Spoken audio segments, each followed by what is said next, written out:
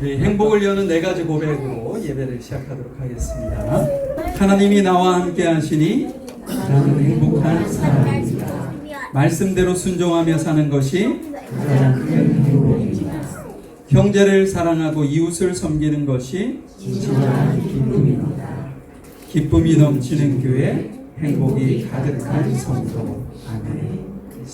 사도신경으로 신앙 고백합니다.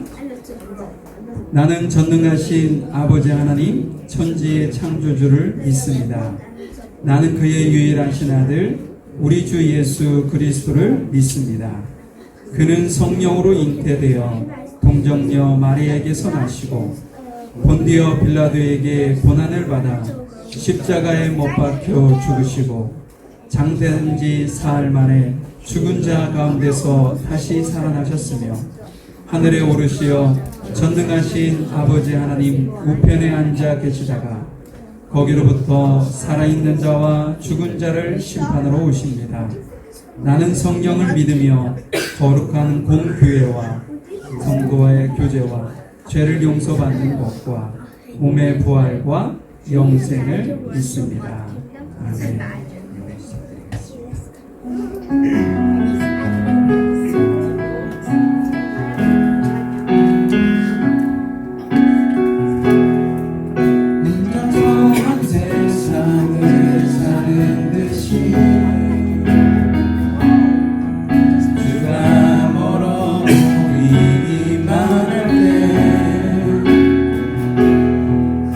우리는 바라보아야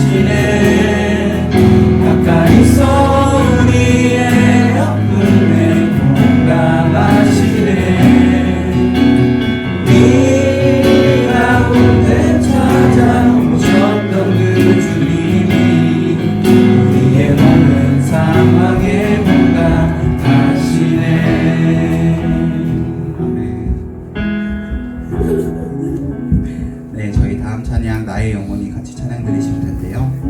이 찬양 같이 드릴 때 가사에서 말하는 것처럼 저희의 영혼이 잠잠히 하나님만 바라는 그런 고백을 할 수 있는 시간이 되었으면 좋겠습니다. 네, 다 같이 찬양 드리겠습니다.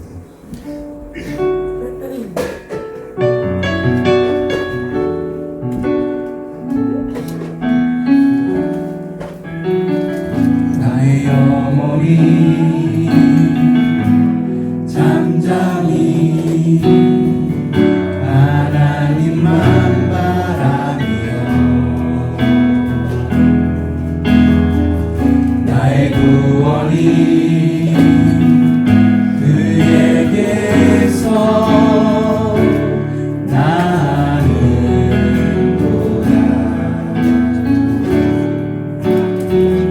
나의 영혼아 잠잠히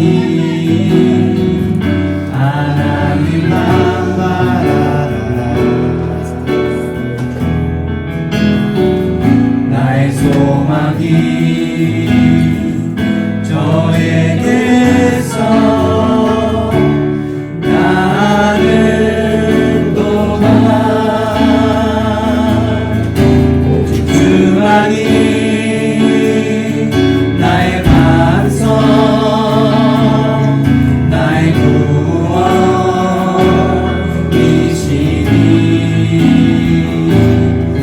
오직 주만이 나의 산성 내가 요동치 아니하리이다.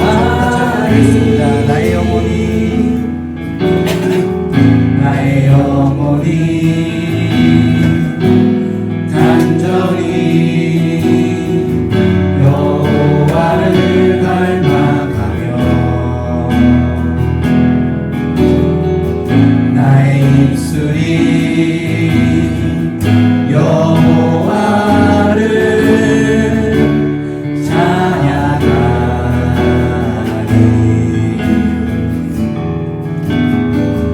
나의 영혼이 즐거이 여호와를 따르리니 나의 평생에 여호와를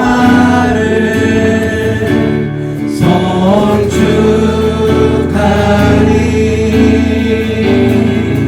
오직 주만이 나의 반석 나의 구원이시니 주만이 나의 산성 내가 요동치 아니하리. 오직 주만이 나의 반석 나의 구원이시니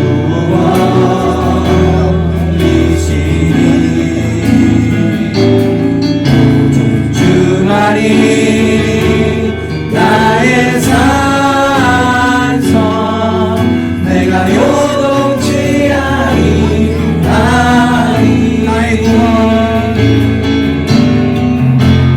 나의 구원 나의 영광 하나님께 있으니 내 기쁨의 반석과 피난처 되시네. 주만이 나의 반석 나의 구원이시니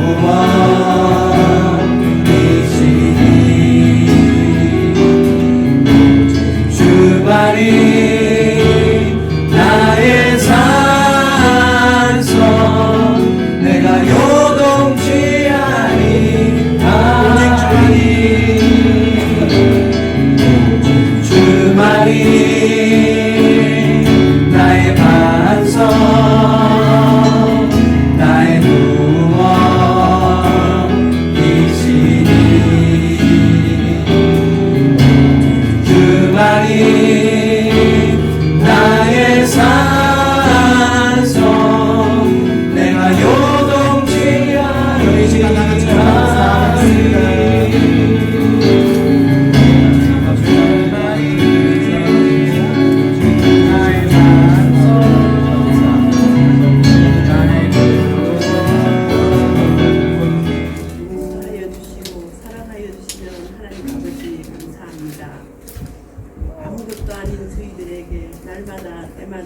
마르지 않는 은혜로 옳은 길을 열어주시며 예배 드릴 수 있도록 모든 여건 주시는 하나님의 주시사 하나님의 섭리 안에서 믿음의 공동체로 모여 영광과 찬양의 감사함으로 올려드림을 감사드립니다. 하나님을 향한 새로운 마음을 주옵시고 우리 예배 가운데 찾아오신 주님을 더욱더 사랑하며 항상 주를 섬기는 일에 게으르지 않도록 어려움으로 덧입혀 주시기를 간구합니다. 주님, 우리 교회 공동체가 예배드릴 다른 곳을 찾으며 기도합니다. 주님의 때, 주님의 시간에 우리 교회 공동체에 꼭 맞는 곳으로 보내주시기를 원합니다. 청년들과 주일학교를 위해 예수님의 이름으로 축복하며 기도합니다. 하고 싶은 것도 많고 고민도 많은 청년의 시절에 어디에서든지 무엇을 하든지 말씀이 기초가 되게 하옵시고 하고자 하는 그 방향이 결국에 하나님께로 향하는 길이 되기를 기도합니다. 하나님, 주일학교 우리 어린 아이들이 말씀으로 잘 성장해서 장차 하나님의 일꾼으로 쓰임받으며 대를 이어가는 믿음의 자손들이 다 되기를 기도합니다. 목사님 선포해 주실 말씀 마음에 담아 믿음의 눈으로 잘 살아내는 한 주간이 되길 예수님의 이름으로 감사 기도드립니다.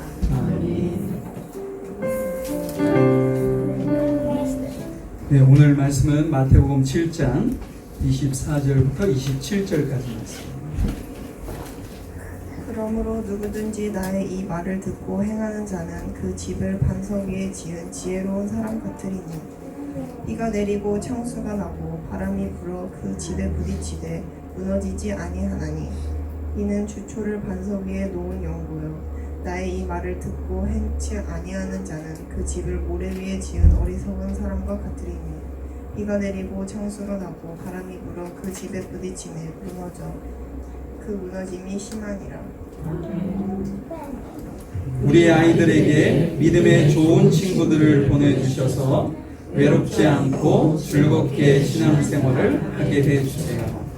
학교에서 나쁜 유혹에 빠지지 않게 지켜주시고 어디서나 빛과 소금처럼 꼭 필요한 사람이 되게 해주세요. 선생님들이 아이들의 이름을 불러주며 기도할 때 그 기도가 하나도 땅에 떨어지지 않고 다 이루어지게 해주세요. 우리 청년부가 서로 사랑하고 격려하는 가족 같은 공동체가 되어 상처받은 마음들이 치료되게 해주세요. 예수님의 이름으로 기도했습니다. 아멘. 오늘 제가 반석 위에 인생을 짓는 행복이라는 제목으로 좀 여러분들과 말씀을 나누도록 합니다. 오늘 말씀은 산상수훈이라고 우리가 얘기를 하죠. 이 산상수훈은 마태복음 5장부터 7장에 이르기까지 예수님께서 언덕 위에서 제자들과 많은 사람들을 앉혀놓고 가르쳤던 그 사건을 우리는 산상수훈이라고 하죠. 여러분들이 잘 알고 계시는 팔복도 있고 소금과 빛 이런 말씀도 해주셨고 살인하지 마라, 가늠하지 마라, 갖가지의 주옥 같은 말씀을 이 산상수훈에서 예수님께서 우리에게 주셨습니다. 그리고 이 산상수훈의 결과라고 할까요? 결론이라고 할까요? 끝부분에 오늘 말씀을 주신 겁니다. 그러면서 우리에게 그 당시의 제자들과 그곳에 참여하는 사람들에게 뭐라고 물으셨냐면 너희는 이 말씀을 듣고 행할 것인가? 아니면 듣기만 할 것이냐? 이 질문을 마무리로 산상수훈이 끝납니다. 지금 21세기를 살아가고 있는 우리에게도 동일하게 하나님께서 묻고 계시는 말씀이 아닌가 싶습니다. 여기 성경 66권이 있고 그냥 간단하게 앞에 있는 것만으로만 보아도 이것을 너희들이 그냥 듣기만 할 거냐? 아니면 듣고 행할 거냐? 라고 우리에게도 동일하게 말씀을 하고 있는 것이죠. 그래서 오늘 예수님께서 왜 산상수훈의 말미에 이 말씀을 하셨는지 오늘 산상수훈을 전체를 다 살펴보면 좋겠지만 오늘 본문의 한정에서 우리가 살펴보면서 예수님께서 우리에게 이렇게 물으신 이유가 있구나 라는 것을 여러분들과 제가 좀 듣는 귀한 시간이 되었으면 좋겠습니다. 우리 24절 말씀을 볼까요? 그러므로 누구든지 나의 이 말을 듣고 행하는 자는 그 집을 반석 위에 지은 지혜로운 사람과 같으니. 여기 반석이라는 단어가 나오는데 이것은 뭐 그냥 단순한 돌멩이 정도가 아니죠. 여러분들이 아는 것처럼 안반을 의미합니다. 큰 튼튼한 돌이죠. 튼튼한 돌. 집에 지금 반석 위에 이렇게 짓는 집이라고 표현을 했으니까 집의 무게를 지탱해 줄 수 있는 튼튼한 반석과 안반 같은 것을 우리는 반석이다 이렇게 말씀을 하는 거죠. 여러분 한국에 가면 롯데월드타워인가요? 네, 한국에서 가장 높은, 예전에 63빌딩이 있었을 때는 제가 시골에 있는 우리 아이들 데리고 공구차를 끌고 거기 63빌딩 견학도 시켜주고 그랬던 기억이 납니다. 저도 서울을 그 당시 처음 가는 거였거든요. 공구차를 끌고 아이들을 태우고 제가 군대에서 막 제대했던 때거든요. 그래가지고 군대에서 작전을 하면 이렇게 작전 이렇게 지도에다 해가지고 어디로 가고 막 이런 걸 하거든요.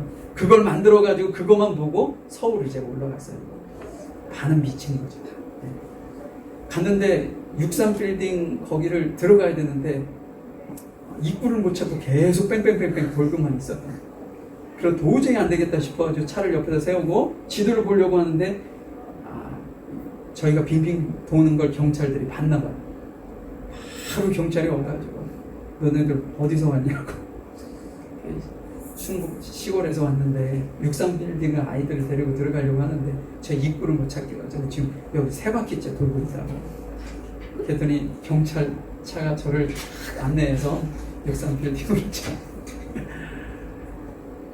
그때 당시에는 시골에 계시는 분들이 63빌딩을 다 견학하는 시기였습니다. 근데 지금은 그거보다 더 높은, 지상으로만 123층짜리, 지하까지 하면 129층짜리 엄청난 높은 빌딩이 지어졌죠. 여러분, 그것을 짓기 위해서 얼마나 귀한 노력을 하고 연구를 했겠어요? 그것이 무너져 내리지 않게 만들기 위해서 어떻게 하셨는지 여러분들 아세요? 그 밑으로요, 몇 미터를 파고 들어갔냐면 38m를 파고 들어갔답니다. 38m면 그냥 아파트를 그냥 단층으로 그냥 생각한다고 하면 한 12층 높이에요. 그러니까 12층을 거꾸로 파고 들어가는 거죠. 그걸로 끝나지 않고 팍 파고 들어가면 거기에 이제 안반이 나온단 말이에요. 그 안반에 콘크리트 말뚝으로 103개인가 4개인가를 박았답니다. 그러니까 더 이상 무너지지 않게 그 안반에다 또 박은 거죠. 구멍을 뚫고.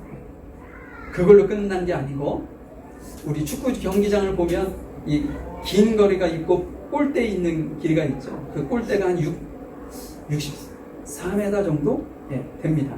근데 그거보다 더 긴 74m, 양쪽 74m 되고, 이 두께는 어느 두께냐면 제 키의 4배 정도, 6.5m 정도 되는 두께로 콘크리트를 타설한 거죠. 왜요? 그 위로 올릴 건물의 무게가 어마어마했기 때문에 75만 톤이었던 75만. 제 무게를 이렇게 여러분들이 추측하면 얼마나 정도 제 몸무게가 나올런지 추측은 하실 수 있겠지만, 제가 그걸 살짝 감추고 제 1000만 명, 저 같은 사람 1000만 명 정도가 저울 위에 한 번에 올라갔을 때의 무게입니다.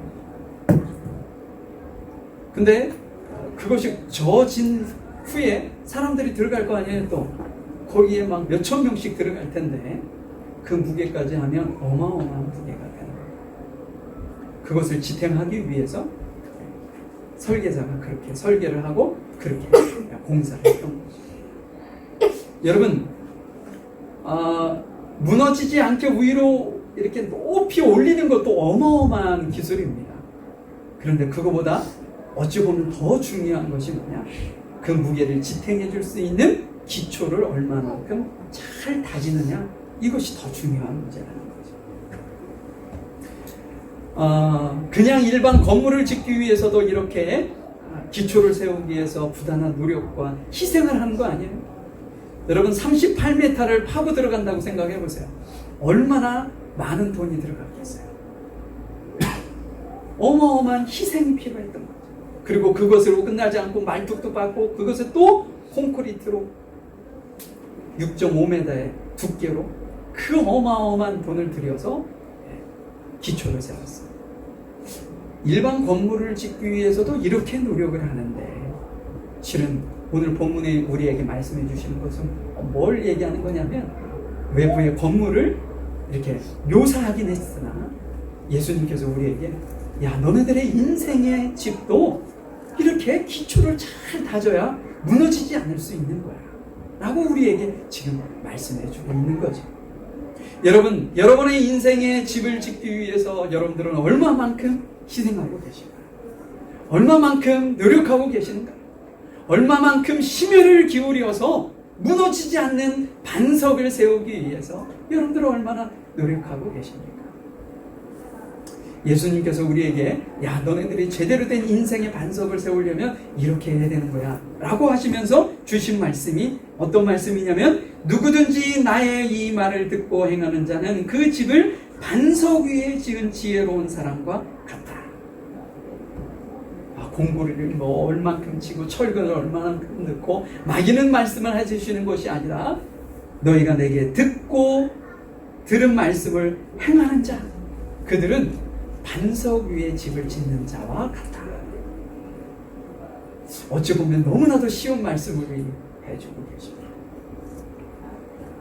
여러분 우리가 이렇게 신앙생활을 하면 교회에서 봉사도 하고 이렇게 착한 일도 많이 하고 그러면 우리의 집이 인생의 집이 잘 튼튼히 올라갈 것처럼 생각할 수도 있어요.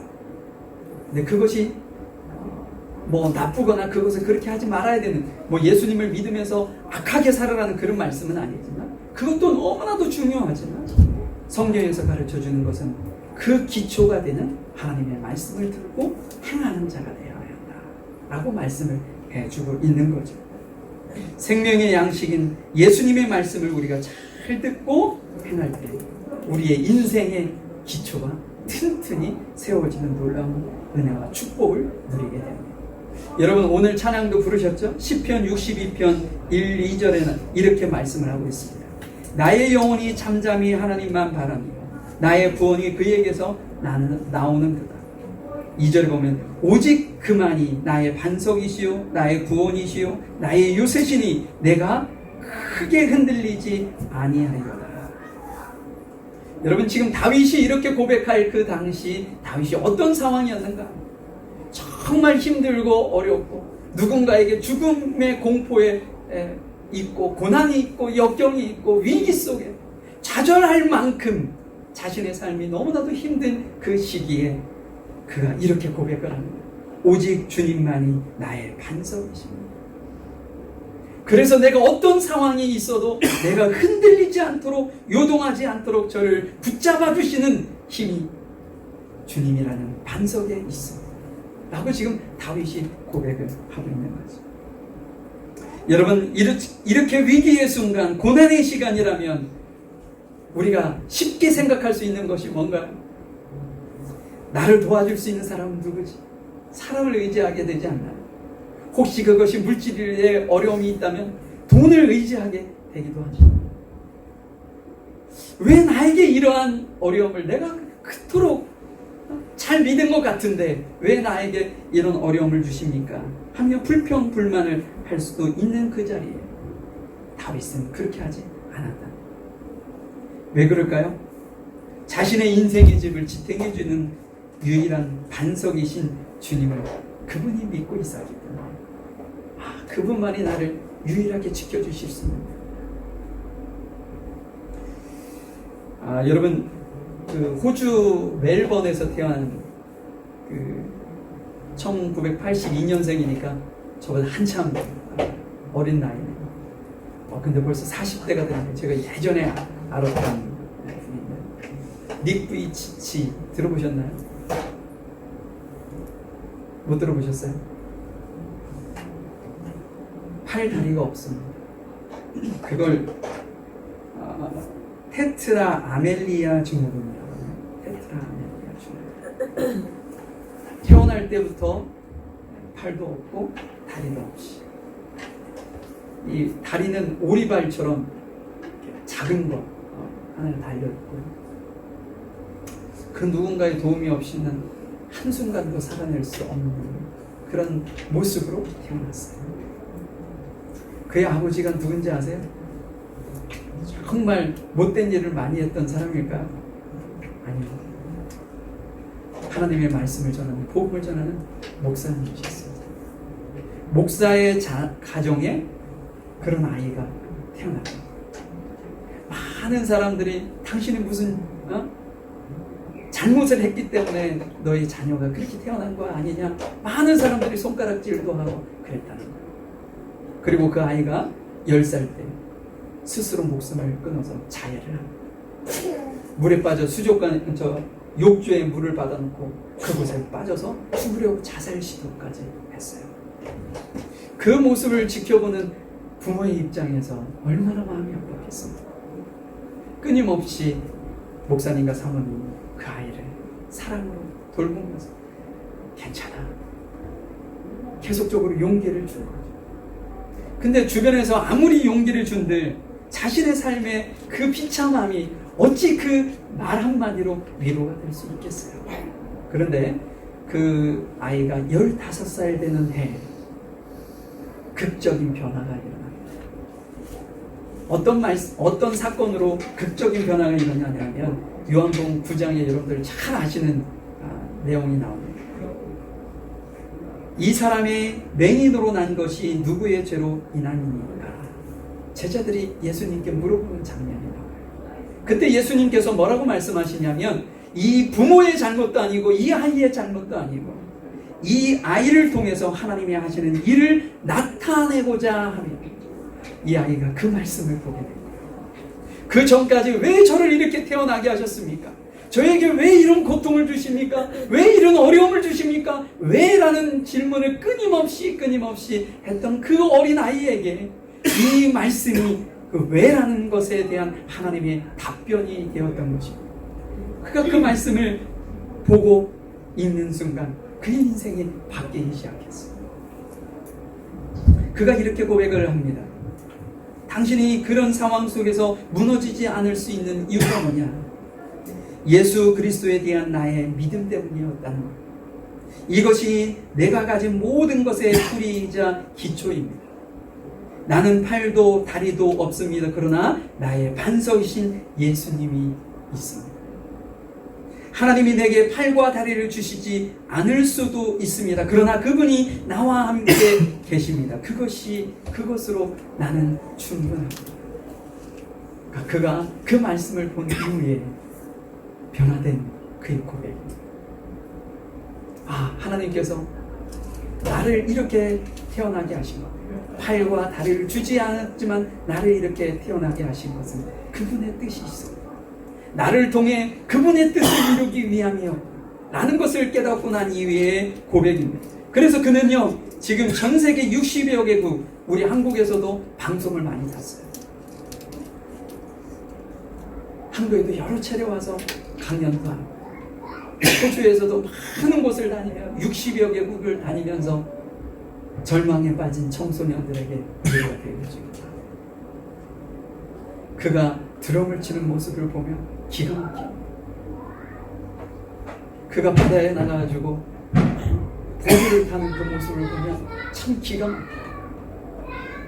누구의 도움이 필요하긴 하지만 그가 우리 건강한 육체를 가진 우리와 동일한 삶을 살아가고 있다는 것이 많은 청소년들과 어려움을 당하고 있는 절망에 빠진 이들에게 엄청난 용기를 주는 그러한 복음을 전하는 귀한 일꾼으로 주 앞에 세워졌다.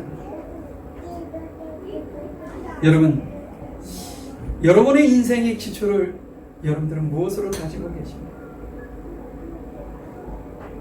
여러분들이 지금 가장 두려워하거나 가장 아끼는 것, 그것을 생각해 보시면 힌트가 될 겁니다.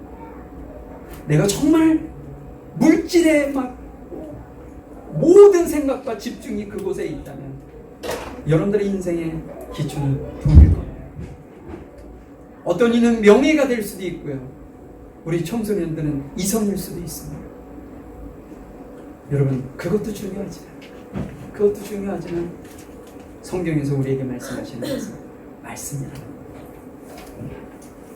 그 말씀이 우리를 아무리 어떠한 어려움과 환난이 와도 나를 지탱해주는 힘이 된다. 여러분, 말씀을 좀 더 확장해서 한번 생각해 볼까요? 24절부터 다시 한번 보겠습니다. 그러므로 누구든지 나의 이 말을 듣고 행하는 자는 그 집을 반석 위에 지은 지혜로운 사람 같으니 비가 내리고 창수가 나고 바람이 불어 그 집이 부딪혀도 무너지지 아니하나니 그는 주초를 반석 위에 놓은 까닭이요.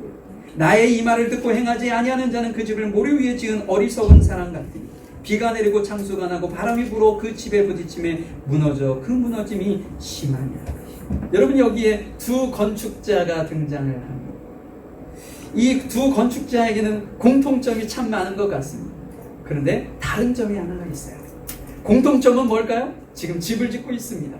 그리고 예수님 앞에서 하나님의 말씀을 듣는 사람들이었습니다. 그리고 그에게는 비가 내리고 창수가 나고 바람이 부는 폭풍을 맞이하고 있어요. 그리고 가장 중요한 거, 열심히 살았던 것 같아요. 이들이 만약에 게으르게 살았다면 집을 지었겠어요. 그러나 자기의 상황에 맞게 열심히 살았던 두 건축자의 공통점이 있습니다. 여러분들도 아시겠죠? 다른 점은 뭘까요? 한 사람은 주님의 말씀을 듣고 어때요? 순종했습니다. 그러나 다른 한 사람은요, 하나님의 말씀을 듣고도 불순종한 사람입니다. 그것이 하나의 차이일 뿐입니다.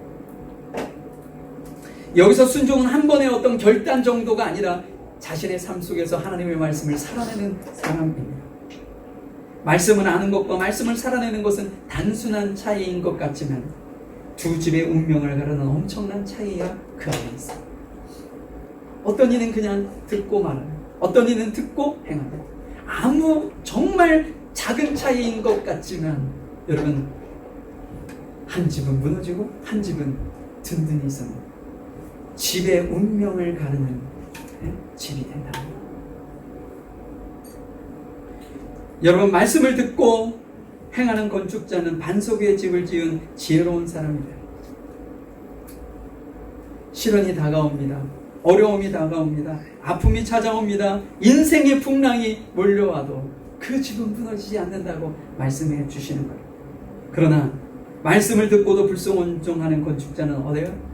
모래 위에 지는 어리석은 자와 같아서 인생의 풍랑이 찾아오면 버틸 힘도 용기도 잃어버리는 상황이 됩니다. 이것을 우리에게 가르쳐 주고 있는 거죠. 여러분, 여러분의 인생의 집은, 여러분의 믿음은 지금 어디에, 반석 위에 짓고 계신가요? 아니면 모래 위에 짓고 계십니까? 이 말씀을 조금 더 이해하기 위해서 오늘 읽지는 않았지만 21절부터는 이런 말씀이 있었습니다. 나더러 주여 주여 하는 자마다 다 천국에 들어갈 것이 아니요 다만 하늘에 계신 내 아버지의 뜻대로 행하는 자라야 들어가리라. 그날에 많은 사람이 나더러 이르되 주여 주여 우리가 주의 이름으로 선지자 노릇하며 주의 이름으로 비리새를 쫓아내며 주의 이름으로 많은 권능을 행하지 아니하였나이까 하리니 그때 내가 그들에게 밝히 말하되 내가 너희를 도무지 알지 못하니 불법을 행하는 자들아 내게서 떠나가라 하니라. 여러분, 두 건축자의 비유를 부연 설명해 주는 것처럼 느껴져요. 예수님께서 너무나도 큰 충격적인 말씀을 하고 있습니다.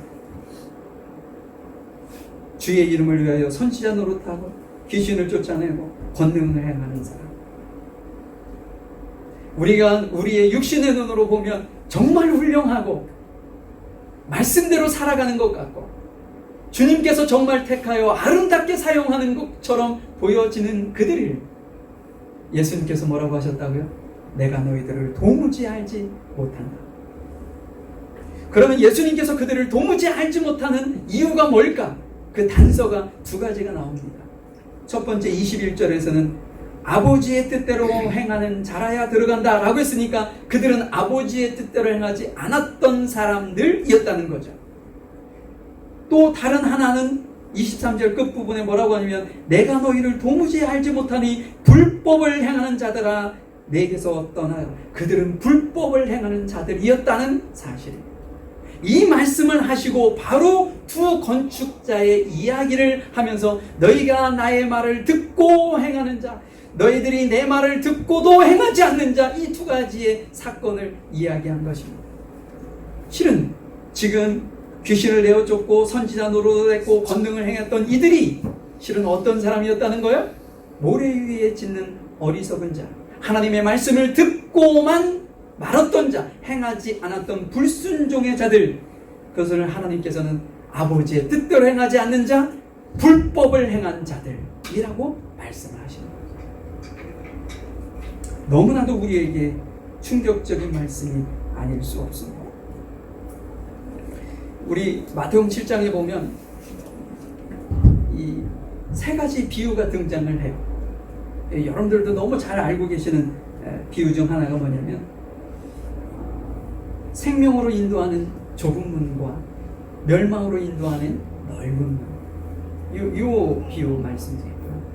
그 다음에는 어떤 말씀이냐면 좋은 열매를 맺는 나무가 있고 나쁜 열매를 맺는 나무의 비유가 있었어요. 그리고 오늘의 반석 위에 짓는 자, 지혜로운 자, 모래 위에 짓는 어리석은 자, 이 비유가 또 연달아 나옵니다. 여러분, 세 가지의 비유 말씀이 같은 진리를 반복적으로 우리에게 말씀해주고 계시는 겁니다. 어떤 반복인가요? 너희가 두 길 중 넓은 길과 좁은 길이 있는데 좁은 길은 생명으로 가는 길이고 넓은 길은 멸망으로 가는 길인데 어느 길로 갈래? 라고 묻는 거죠. 야, 어떤 나무는 좋은 열매를 맺고 어떤 나무는 나쁜 열매를 맺는데 너희는 어떤 열매를 맺을 것이냐? 너희는 어느 기초에 집을 지을 것이냐? 선택입니다. 두 길이 있으면 두 가지 중에 선택을 우리에게 요구하는 비유의 말씀입니다. 이들은 아무것도 안 한 사람들이 아니에요. 뭔가 끊임없이 노력하고 열심히 살았던 사람들. 우리가 교회를 나오고 예배를 드리고 성경을 읽고 봉사하는데, 그런데 말씀을 행하는 자가 있고 행하지 않는 자가 있다. 이 말씀을 오늘 우리에게 주시는 겁니다. 하나의 차이가 폭풍 앞에서 전혀 다른 결과를 우리에게 허락해 줍니다. 여러분, 폭풍이 오기 전까지는 두 집은 어때요? 같습니다. 다른 점을 알 수가 없어요. 그 집을 반석에 졌는지 모래 위에 졌는지. 예전에 우리나라에 치욕 같은 시기가 있었죠. 아주 오래된 얘기긴 한데 삼풍백화점이 무너져 내렸던 사건 기억하시나요? 그리고 성수대교가 무너졌어요. 이게 나라가 발칵 뒤집힌 거죠. 여러분, 겉모습으로 봐서는 그곳에 공사하는 사람들이 철근을 빼먹고 콘크리트를 제대로 타설을 안 하고 이렇게 됐는지 모릅니다. 그런데 위기의 순간이 되었을 때 그것을 버텨내느냐 버텨내지 않느냐는 위기의 순간이 다가와야 알 수 있습니다. 반석 위에 짓는 집과 모래 위에 짓는 집은 그냥 보기에는 너무 아름다운 집일 수 있습니다. 그러나 폭풍이 몰아치는 순간 반석 위에 있는 집은 유지되고 모래 위에 있는 집은 속절없이 무너져 내리는 상황이 된다는 거죠. 여러분은 말씀을 듣기만 합니까? 아니면 그 말씀을 내 삶에 적용해 보려고 노력하고 계십니까? 말씀을 우리가 완전 반석 위에 짓는 것이 거창한 건 아니에요. 여러분들이 오늘 들은 말씀, 지난주에 들은 말씀, 아니 매일 아침마다 여러분들에게 배달되어지는 그 아침 묵상의 글을 뼈 읽고 그곳에서 여러분들에게 적용 가능한 것을 하나를 생각하고 한 하루를 묵상하는 겁니다. 내가 이 말씀을 내 삶 속에서 어떻게 살아낼 수 있을까? 그것이 여러분들의 인생의 집을, 여러분들의 믿음을 반석 위에 짓는 시작이에요. 자, 또 한번 볼까요? 25절과 27절 말씀을 보죠. 비가 내리고 창수가 나고 바람이 불어 그 집에 부딪히며 무너지지 아니하나니 이는 주초를 반석 위에 놓은 까닭이라. 27절에도요. 비가 내리고 창수가 나고 바람이 불어 그 집에 부딪히며 무너져 그 무너짐이 심하니라. 여러분, 여기에 공통점이 있죠. 뭐예요? 반석 위에 짓든 모일 위에 짓든 비바람이 몰아치고 창수가 나고, 예? 이건 동일하게 겪는 거라는 거죠. 여러분, 반석 위에 지은 집이라고 해서 폭풍이 몰려오지 않는 게 아닙니다. 풍랑은 선택사항이 아니라는 거죠. 풍랑은 모두에게 옵니다. 풍랑 없는 인생은 없습니다. 제 얼굴을 보면 곱게 자란 사람 같이 보이시죠? 저도 우여곡절이 많았던 시절이 있었어요. 여러분들의 삶도 제가 보기에는 참 곱게 지금까지 오신 것 같지만 여러분들의 삶을 보면 그렇지 않을 겁니다. 우리의 모든 인생에는요, 이 풍랑이라는 삶이 이렇게 거쳐지게 돼 있어요. 모두에. 문제는 뭡니까 그러면? 풍랑이 오느냐 오지 않느냐 이건가요? 제대로 준비하지 못한 사람은 그곳에 포커스를 합니다. 나에게 풍랑이 와서, 풍랑이 안 오면 이렇게 비켜갈 수 있도록 하면 될 텐데 왜 나에게 경제적 어려움을 주시나? 왜 나에게 건강에 어려움을 주는가? 그냥 비껴갈 수 있도록 하나님께서 해주시면 될 텐데. 준비하지 못한 사람은 그렇게 생각합니다. 그러나 풍랑은 모든 인생에 있다는 거예요. 그러면 무엇이 중요한가? 풍랑이 오는 것, 풍랑이 오지 않는 것, 이건 중요한 일이 아닙니다. 풍랑이 왔을 때 서 있을 수 있게 반석을 준비했느냐 준비하지 못했느냐가 중요한 것이지, 풍랑이 오고 안 오고는 전혀 우리에게 실은 문제가 되는 것이 아닙니다. 우리의 인생의 풍랑이 예상치 못한 질병이 찾아온다든지, 그때 나에게만 오는 것으로 착각하지 마십시오. 경제적 어려움도 찾아왔을 때 나만 겪는 어려움이라 생각하지 마십시오. 가정의 어려움이 찾아와도 동일합니다. 나만 겪는 것이 아니라는 사실을 여러분들이 꼭 기억하시고, 이때 중요한 것은 그것을 어떻게 대처할 것인지, 넘어지지 않고 승리할 수 있도록 어떻게 준비할 것인지, 내가 내 마음을 어떻게 지킬 것인지, 이곳에서 어떻게 하나님을 발견할 것인지, 하나님께서 내게 왜 그 일을 마치 니꾸이치처럼 하나님께서 왜라는 질문에 그 풍랑과 어려움에서 답을 주시는 거죠. 왜 내게 이런 어려움을 주실까? 좌절하고 낙심하는 것이 아니라 그곳에서 하나님의 뜻을 발견하면 그것이 도리어 우리에게 놀라운 행복으로 찾아온다는 사실입니다. 여러분, 지금도 많은 곳에 가서 복음을 전하는 선교사들이 있습니다. 엘리자벳 엘리엇이라는 여인이 있어요. 1956년 에콰도르 아우카족에게 5명의 젊은 선교사들이 들어가서 복음을 전하게 됩니다. 근데 안타깝게도 복음을 전하러 들어갔던 그 5명의 젊은이들은 순교를 당하고 맙니다. 그중 한 사람이 엘리자벳 엘리엇의 남편인 진 엘리엇이었어요. 근데 그는 결혼한 지 27개월밖에 되지 않았고 태어난 지 10개월 된 딸이 하나 있었어요. 근데 그것은 복음을 증거하러 들어갔다가 그곳에서 죽게 되었습니다. 그의 아내 엘리자벳은 어떻게 했을까? 우리가 생각하는 반대의 생각을 가지고 행동으로 옮겼습니다. 어떻게 했냐면 자신의 남편을 죽인 아우카족을 찾아갔습니다. 그리고 그들과 함께 살기 시작합니다. 그리고 그곳에서 복음을 전하기 시작했어요. 많은 사람들이 그 인생의 폭풍이라고 생각할 수 있는 남편의 죽음과 여러 가지 고난과 역경, 그 모든 풍랑 속에서 그녀를 무너지지 않게 한 이유는 뭘까? 그에게 물어보았습니다. 그때 그녀의 비밀은 그녀가 말한 그 비밀은 내 상황이 아니라 내 안에 그리스도가 답입니다.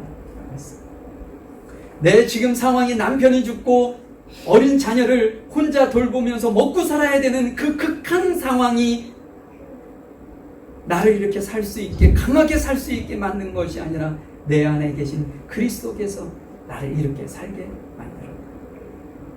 그래서 그가 그 위에 영광의 문을 통하여라는 책을 쓰게 됩니다.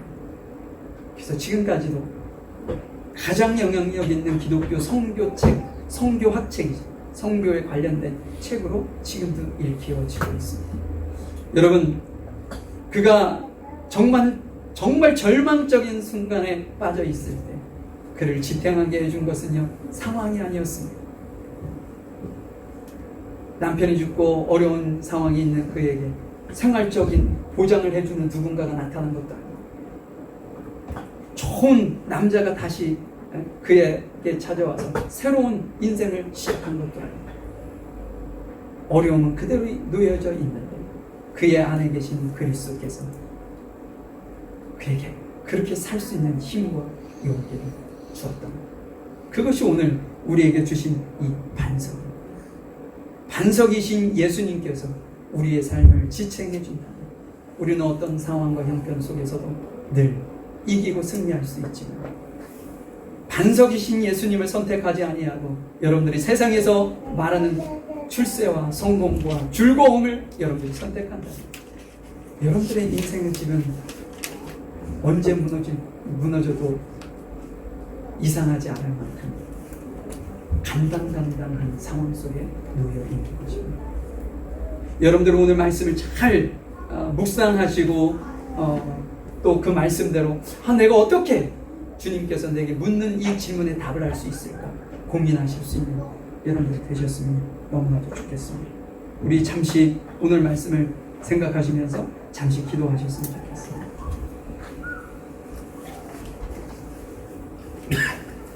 우리의 영원한 피난처가 되시고 우리의 요새가 되어주시는 아버지 하나님,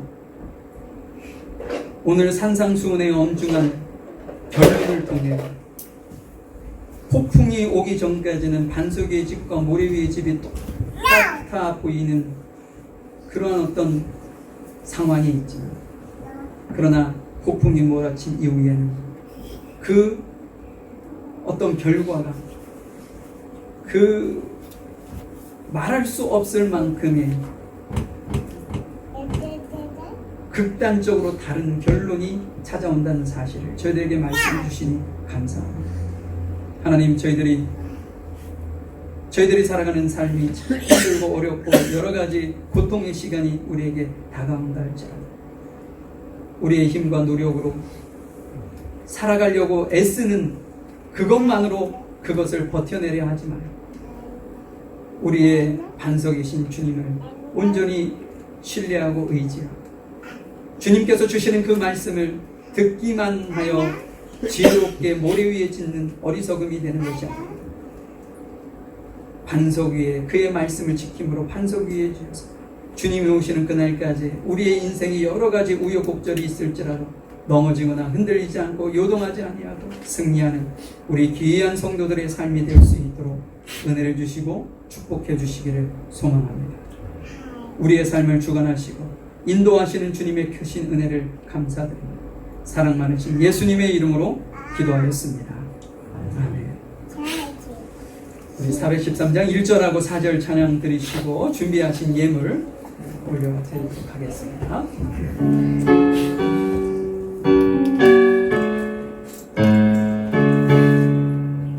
내 평생에 가는 길 순탄하여 늘 잔잔한 강 같든지 금풍 바로 무섭고 어렵든지 나의 영혼은 늘 편하다. 내 영혼 평안해. 내 영혼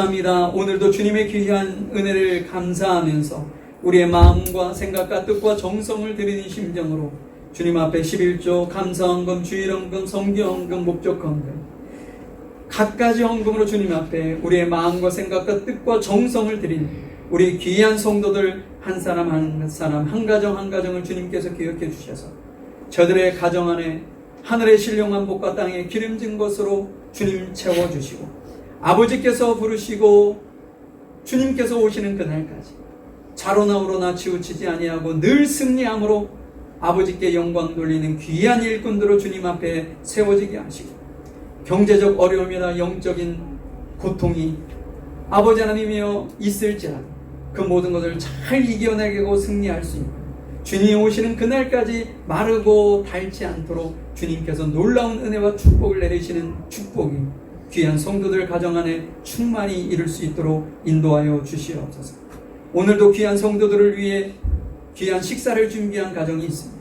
그 가정을 주님의 이름으로 축복하오니 가정 안에 하는 일과 또한 자녀와 모든 삶 속에 주님의 영광이 풍성히 거하게 하시고 주님이 오시는 그날까지 자로나 우로나 치우치지 아니하고 넘어지지 아니하고 승리하는 반석 위에 짓는 지혜로운 자의 삶을 살아갈 수 있도록 은혜와 축복을 내려주시고 함께 식사를 같이 하는 모든 성도들 안에 동일한 은혜와 축복이 임할 수 있도록 도와주시옵소서.